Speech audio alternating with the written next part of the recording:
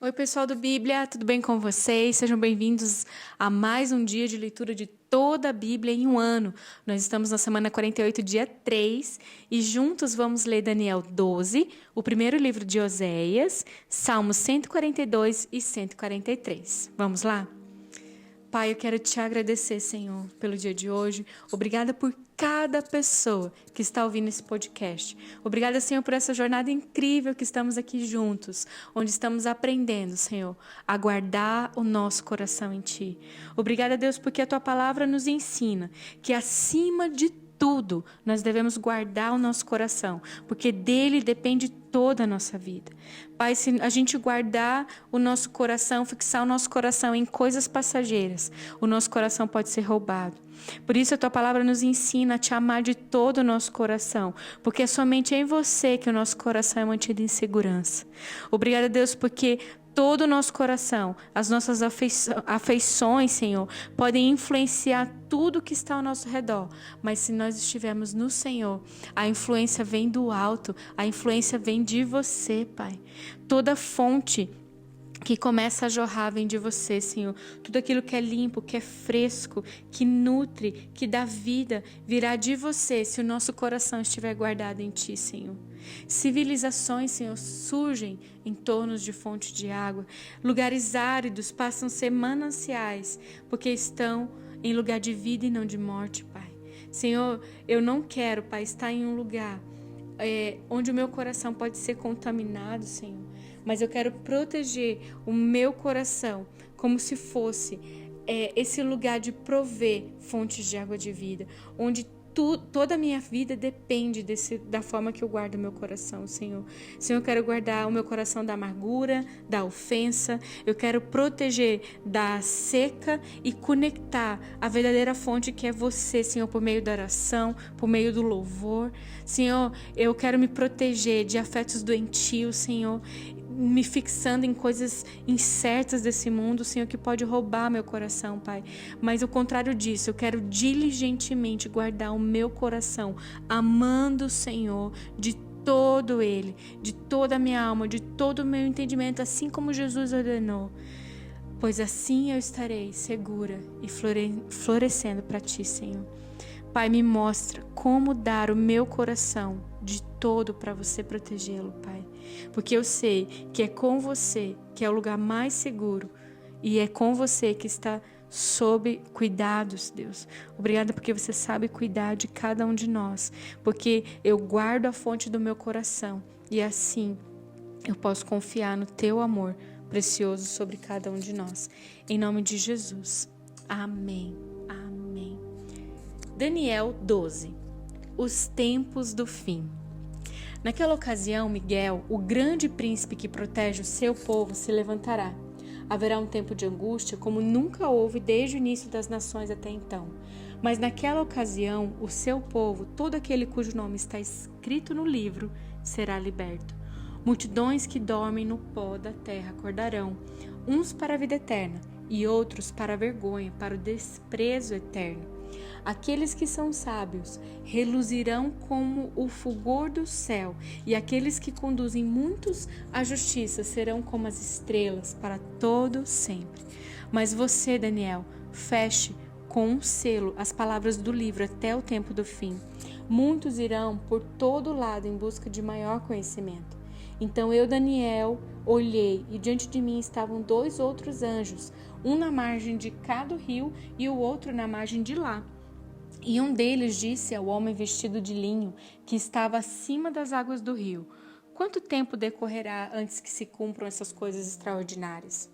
O homem vestido de linho, que estava acima das águas do rio, ergueu para o céu a mão direita e a mão esquerda, e eu o ouvi jurar por aquele que vive para sempre, dizendo: haverá um tempo, tempos e meio tempo.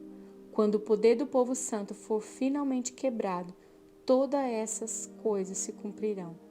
E eu ouvi, mas não compreendi. Por isso eu perguntei: meu senhor, qual será o resultado disso tudo? E ele respondeu: siga o seu caminho, Daniel, pois as palavras estão seladas e lacradas até o tempo do fim. Muitos serão purificados, alvejados e refinados, mas os ímpios continuarão ímpios. Nenhum dos ímpios levará isto em consideração, mas os sábios sim. E depois de abolido o sacrifício diário e colocado o sacrilégio terrível, haverá 1290 dias. Feliz aquele que esperar e alcançar o fim dos 1335 dias. Quanto a você, siga o seu caminho até o fim. Você descansará e então, no final dos dias, você se levantará para receber a herança que lhe cabe. Então, pessoal, esse é Daniel. Daniel, um homem muito, muito usado pelo Senhor. Daniel, ele foi uma grande pessoa no céu, né? Deus quebrou o silêncio do céu 2 vezes para falar com Daniel, dizendo que ele é muito amado, para ele não temer e que ele era muito amado, né? Então, além disso, as situações mais difíceis, ele sempre tinha essa confiança em Deus, né? Que Deus ia guardar ele e que Deus ia proteger, né? Então, e Deus, ele respondeu às orações de Daniel. Essas orações eram cheias de verdade.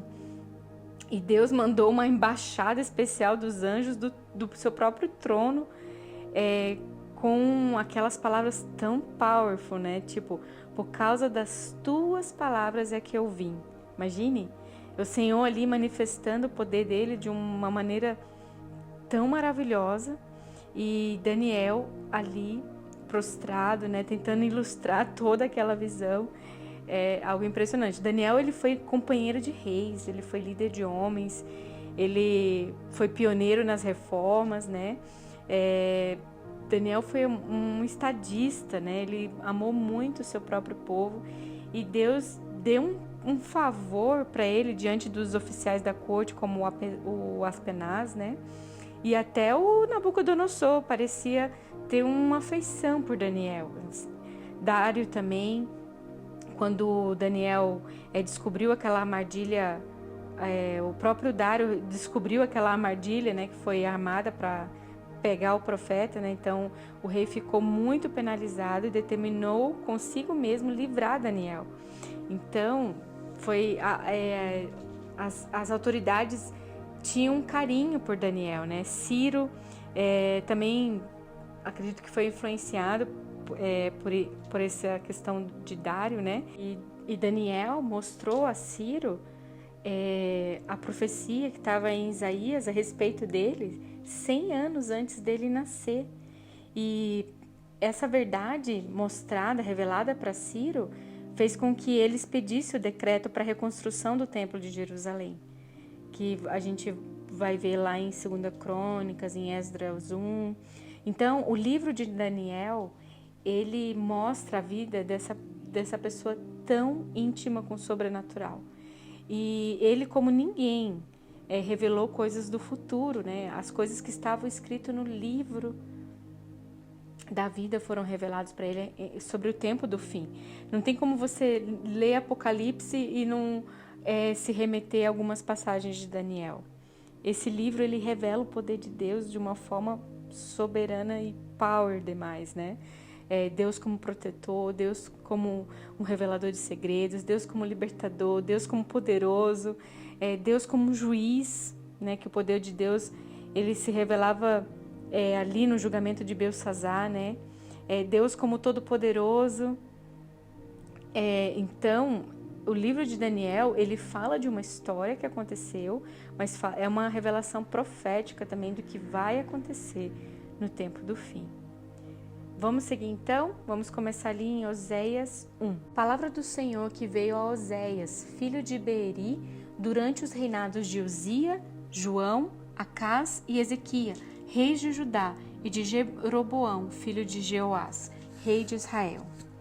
Quando o Senhor começou a falar por meio de Oséias, disse-lhe: Vá, tome uma mulher adúltera e filhos da infidelidade, porque a nação é culpada do mais vergonhoso adultério por afastar-se do Senhor.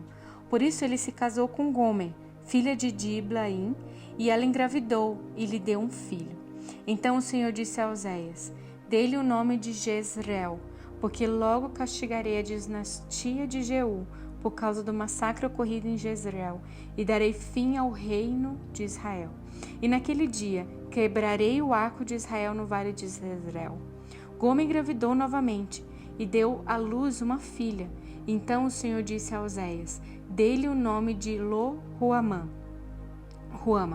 pois não mais mostrarei amor para com a nação de Israel, não ao ponto de perdoá-la. Contudo, tratarei com amor a nação de Judá, e eu lhe concederei vitória, não pelo arco, pela espada ou por combate, nem por cavalos e cavalheiros, mas pelo Senhor, o seu Deus. Depois de desmamar Lo-Ruama, Gomer teve outro filho. Então o Senhor disse: dê-lhe o nome de Lo-Ami, pois vocês não são meu povo, e eu não sou o seu Deus. Contudo, os israelitas ainda serão como a areia da praia, que não se pode medir e nem contar.